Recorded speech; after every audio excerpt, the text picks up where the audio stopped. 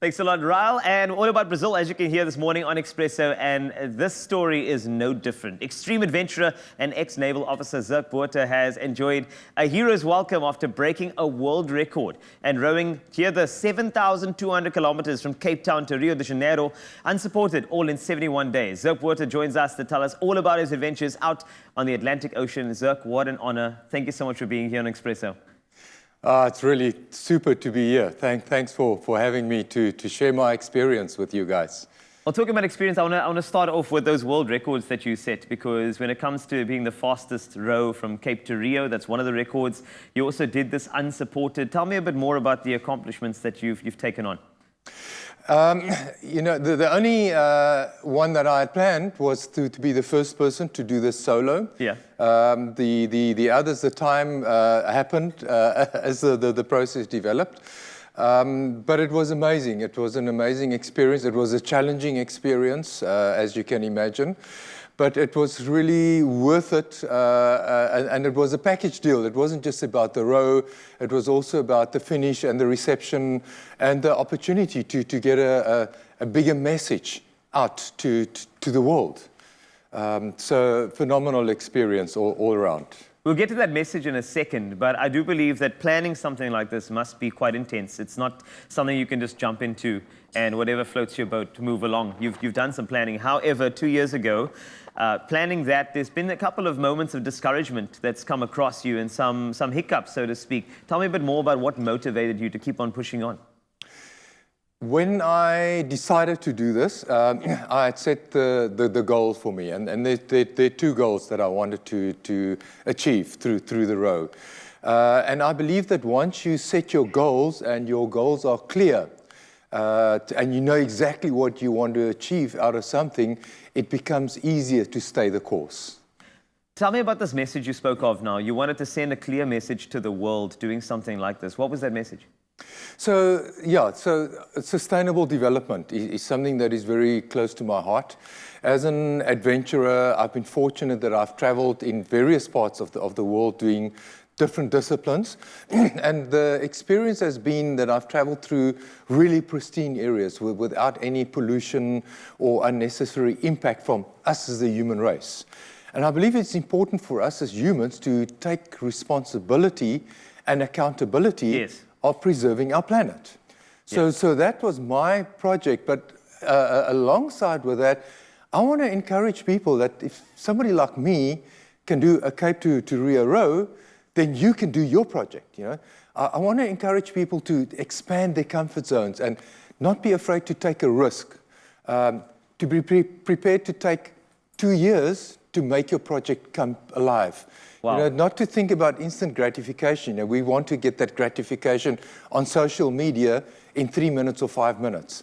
And it doesn't happen like that. It takes a long time to bring something to fruition. I love that you said that, because sometimes people think that a certain project requires one tweet and you're fine. But you did 71 days of sending a message, which I commend you for. It's really, really admirable. Now, if I look at the message that was in the back of your mind, is that what pushed you through some of the mental and physical challenges that clearly was upon you doing a row of this magnitude, 71 days? What kept you going? Exactly that, knowing what my goal was. I chatted to my shore support team every day. Yes. And halfway through the row, they realized, you know, things are starting to get tough. So they sent me a message. They said, if ever you feel like, you know, you don't know why you're doing it, or you're asking yourself, what am I doing here? Remember, we're here for you. You can chat. And at that stage, I realized that thought had never crossed my mind. Even through the toughest times, I was always clear on why I was doing it. So it was never a question for me. Yeah. And I think that's important to the message to also to get out, is that if you are really clear on what you want to achieve, it's easier to get through the challenging and the difficult times. When it comes to physicality, rumor has it you dropped 10 kilograms on this journey. How's the body feeling now? Yeah, I think it was a little bit more than 10. Oh, was it more than 10? Oh, my. Before I left, I knew that I would lose a lot of weight. Yes. So I tried to bulk up a bit.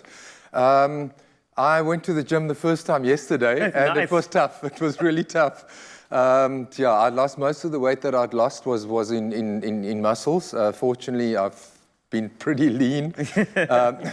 But it's great. It's great to be back in the gym and to be able to train again. Great. Yeah. I think that this is such a great way of sending a message to the world. I mean, you've done something that is an amazing feat, 71 days, Cape to Rio. If you look around you, we have a Brazil theme today. So when you got to Rio de Janeiro, like, what was it like for you? What are some of the things that you'll take home with you back from Rio to Cape Town? My arrival was off the charts. About 3 weeks before I arrived. So I finished off in a coastal town called Cabo Frio, yes, which is in the state of Rio, and the old Rio de Janeiro Yacht Club is in Cabo Frio, and it's also Cape to Cape, so Cape Town to Gold Cape. And about 3 weeks before I arrived, I realized that the COVID lockdown restrictions were not going to be lifted in time for my team to receive me. And I started having this idea or thought that maybe I'm going to arrive there and nobody's going to be there to receive me. And I arrived, and through a local friend, a local network had been established, and half of the town was there. They went out in outrigger canoes, and the NSRR was there, and the harbor police, and pleasure boats, and it was phenomenal. It was unbelievable. And then when I came into the harbor area, the people were lining the sides of the harbor entrance. And at the yacht club, there were hundreds of people all cheering and shouting. I was crying as I was going in. It was such a phenomenal arrival. So when I said earlier that, for me, it was the whole experience, it was the row and the reception. And then the way that I was received, I only stayed there for a week, but everybody knew me, and I was on national TV and regional TV, and so wherever I went, everybody knew who I was. They wanted to shake my hand and congratulate me and be my friend, and the Brazilian people are passionate. Yes. They're lovely people. I love them. They're amazing people. That's good to know. I might be going back quite soon, unexpectedly. But lovely. Anybody that wants to travel to Brazil, don't think twice. Just go. Just go. Just go. We are going. That's why on Expresso we are going here. Zirk, thank you so much for your time today, and congratulations on what is an amazing feat. What a brave man. You heard this. There's a lot of passion there. Learned a lot about Brazil, and the nation takes pride in your success. The 59-year-old Zirk Botha, who just got back from Brazil after rowing 7,200 kilometers from Cape Town to Brazil in 70 days, breaking world records in the process. And if you have a project you're sitting on, just do it.